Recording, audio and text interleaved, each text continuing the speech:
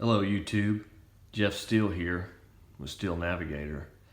I wanted to shoot a video in regards to the Jeep XJ and have a conversation in regards to fuel economy.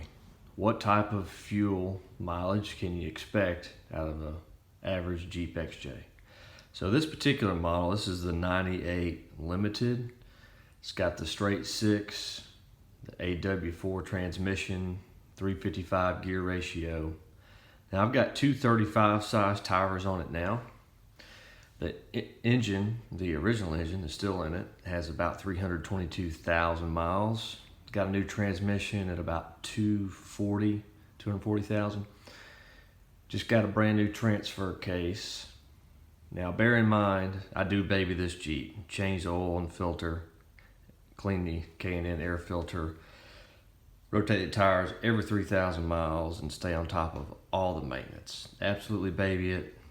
I do put my foot in it from time to time, usually if I'm in a straight line going at least 40 miles an hour most of the time. Sometimes I punch it off the line, but most of the time I just really baby and Cadillac around in the Jeep.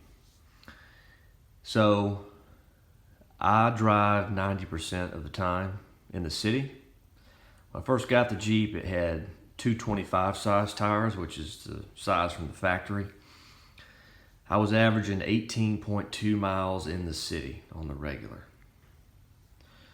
So I got the larger tires, 235s, and that fuel economy dropped to 17.8 in the city.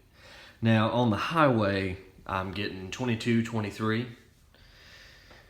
and just got a recent tune-up, new spark plugs, new distributor cap and button. I run Shell Super 93 fuel, put a can of Seafoam every 1,500 miles in the fuel tank, and run Mobil 1 10W30 extended performance motor oil. I do have the Banks torque tube headers on this Jeep with the Flowmaster Super 10 muffler. So I'm getting currently 17.8 in the city, 22, 23 on the highway. So the last tank of fuel that I ran through, and I always fill up right about a quarter of a tank. So when I get down to a quarter of a tank or just barely under, that's when I fill it up. The last tank, I got the most amount of miles I've ever gotten.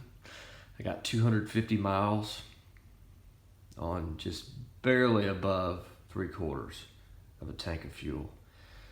So that's pretty good considering it's just a 21-gallon fuel tank.